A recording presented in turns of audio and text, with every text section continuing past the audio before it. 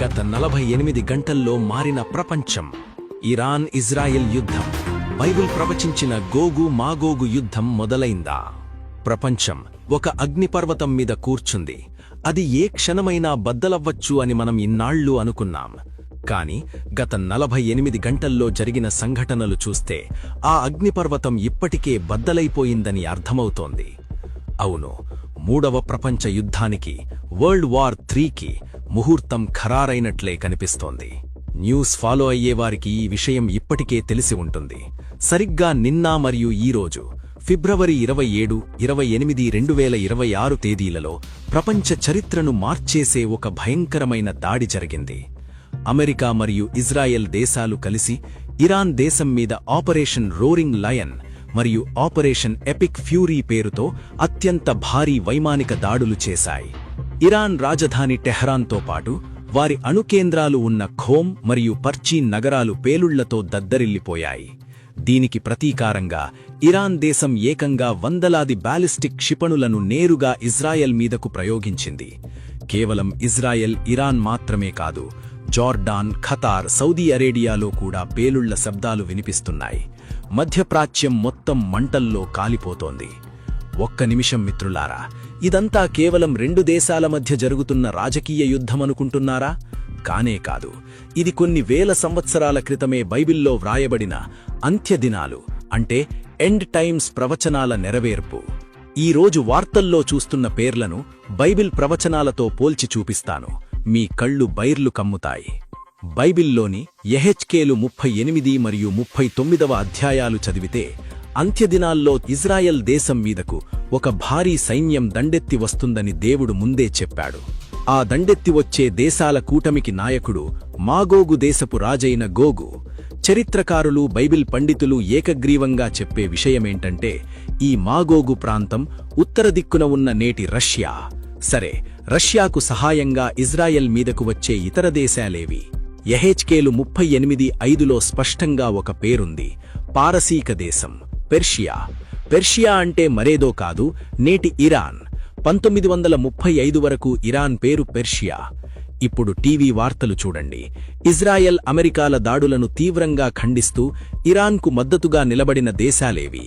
Russia మరియు China. Russia నిన్ననే ఒక స్టేట్మెంట్ ఇచ్చింది: ఇరాన్లో ఉన్న మా రష్యన్ పౌరులు వెంటనే దేశం విడిచిపెట్టి రావాలి, అమెరికా దాడిని మేము ఖండిస్తున్నామని. ఇంకో పక్క రష్యా యుక్రెయిన్ యుద్ధం మొదలై సరిగ్గా 4 సంవత్సరాలు, ఫిబ్రవరి 2022-26 పూర్తవడం సందర్భంగా రష్యా తన దాడులను భయంకరంగా పెంచేసింది. గమనించారా? బైబిల్ చెప్పిన ఆ మాగోగు అంటే రష్యా మరియు పారసీయ అంటే ఇరాన్ ఇజ్రాయెల్కు వ్యతిరేకంగా ఏకమయ్యాయి. 2500 సంవత్సరాల క్రితం యెహెజ్కేలు ప్రవక్త వ్రాసిన స్క్రిప్ట్ ఈరోజు అంటే ఫిబ్రవరి 2026లో లైవ్లో ప్లే అవుతోంది. ఇది యాదృచ్ఛికమనుకుంటే అంతకంటే అమాయకత్వం మరొకటి లేదు. యేసుక్రీస్తు తన శిష్యులతో తను రెండవసారి ఈ లోకానికి వచ్చే ముందు జరిగే సూచనల గురించి చెబుతూ ఒక మాట అన్నారు. మత్తయి సువార్త 24:6-7లో, మీరు యుద్ధముల గురించియూ యుద్ధ సమాచారముల గురించియూ వినబోదురు. జనము మీదికి జనమును, రాజ్యము మీదికి రాజ్యమును లేచును అని చెప్పారు. ఈ గత 48 గంటల్లో ప్రపంచం మొత్తం వింటున్నది ఇదే. ఇరాన్ తమ అణుబాంబుల తయారీని ఆపట్లేదని, భవిష్యత్తులో అది తమకు ముప్పు అని ఇజ్రాయెల్ ఈ ప్రీఎంప్టివ్ స్ట్రైక్ చేసింది. కాని దీనివల్ల మొత్తం మధ్యప్రాచ్యంలో విమాన సర్వీసులు ఆగిపోయాయి. ఇజ్రాయెల్లో ఎమర్జెన్సీ ప్రకటించారు. రాబోయే రోజుల్లో ఇది కేవలం ఈ దేశాలకే పరిమితం కాదు. ముడి చమురు ధరలు పెరిగిపోయి ప్రపంచ ఆర్థిక వ్యవస్థ కుప్పకూలే ప్రమాదముంది. యేసుక్రీస్తు చెప్పినట్లు ఇవి వేదనలకు ప్రారంభం మాత్రమే. These are the beginning of birth pains.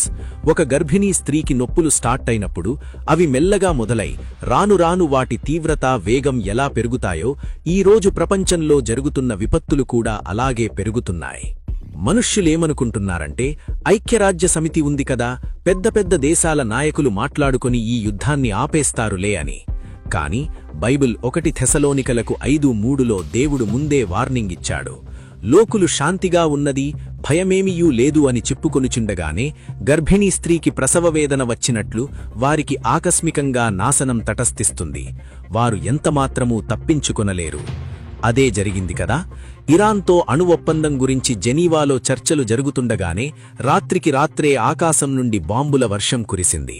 మనుష్యుల నాయకత్వం ఫెయిల్ అయ్యింది, టెక్నాలజీ ఫెయిల్ అయ్యింది, డబ్బు ప్రాణాలను కాపాడలేకపోతోంది. నా ప్రియమైన సోదరా సోదరి, మీరు ఇంకా ఈ లోకం ఎప్పటికైనా బాగుపడుతుంది, నా భవిష్యత్తు ఇక్కడే స్థిరంగా ఉంటుంది అని కలలు కంటున్నారా? మీ కలల మేడలు కూలిపోయే సమయం ఆసన్నమైంది. మనం నివసిస్తున్న ఈ భూమికి ఎక్స్పైరీ డేట్ దగ్గరపడింది. నోవహు దినాల్లో జలప్రళయం వస్తుందని నోవహు హెచ్చరించినప్పుడు ఎవ్వరూ నమ్మలేదు. కాని వర్షం మొదలై ఓడ తలుపులు దేవుడే మూసేసిన తర్వాత అప్పుడు ఏడ్చారు, కాని లాభం లేకపోయింది. ఈరోజు ఈ యుద్ధాల రూపంలో, ఈ విపత్తుల రూపంలో దేవుడు మళ్లీ హెచ్చరిస్తున్నాడు. కాని ఈసారి దేవుడు నాశనం చెయ్యడానికి రావడం లేదు. తనను నమ్ముకున్న బిడ్డలను ఆ మహా ఉగ్రత నుండి రక్షించి తీసుకుని వెళ్లడానికి రాబోతున్నాడు. ఆయనే యేసుక్రీస్తు. మీరు భయపడాల్సిన అవసరం లేదు. యేసుప్రభువు లూకా 21:28లో ఒక గొప్ప నిరీక్షణ ఇచ్చారు. ఇవి జరుగునారంభించినప్పుడు మీ విడుదల సమీపించుచున్నది గనుక మీరు ధైర్యము తెచ్చుకుని మీ తలలెత్తుకుండుడి. లోకానికి ఇది నాశనం కావచ్చు, కాని దేవుని నమ్ముకున్న వారికి ఇది విడుదల, రిడెంప్షన్. అయితే మీరు ఆ రక్షణ ఓడలో ఉన్నారా, లేక ఇంకా బయటే ఉండి యుద్ధాలను చూసి భయపడుతున్నారా? ఈరోజే నిర్ణయించుకోండి. రేపు ఏం జరుగుతుందో ఎవ్వరికీ తెలియదు. ఆయన రాకడకు సిద్ధపడండి. ఈ ప్రార్థన నాతో పాటు చెయ్యండి. యేసయ్యా, ఈ లోకం శాశ్వతం కాదని జరుగుతున్న సంఘటనలు రుజువు చేస్తున్నాయి. రాబోయే ఉగ్రత నుండి నన్ను రక్షించు. నా పాపాలను నీ రక్తంతో కడిగి అంత్యదినాల్లో నన్ను విడిచిపెట్టక నీతో పాటు పరలోకానికి తీసుకుని వెళ్ళు. నేను నీ రాకడ కొరకు సిద్ధంగా ఉంటాను. ఆమెన్. ఈ వాక్యం వింటున్న ప్రతి ఒక్కరూ సిద్ధపడాలి. మీరు సిద్ధంగా ఉంటే కామెంట్స్లో మారనాథ అంటే ప్రభువా త్వరగా రమ్ము అని టైప్ చేయండి. ఈ అత్యవసర సందేశాన్ని ప్రతి ఒక్కరికి షేర్ చేయండి. Strength in grace. It's all about Jesus.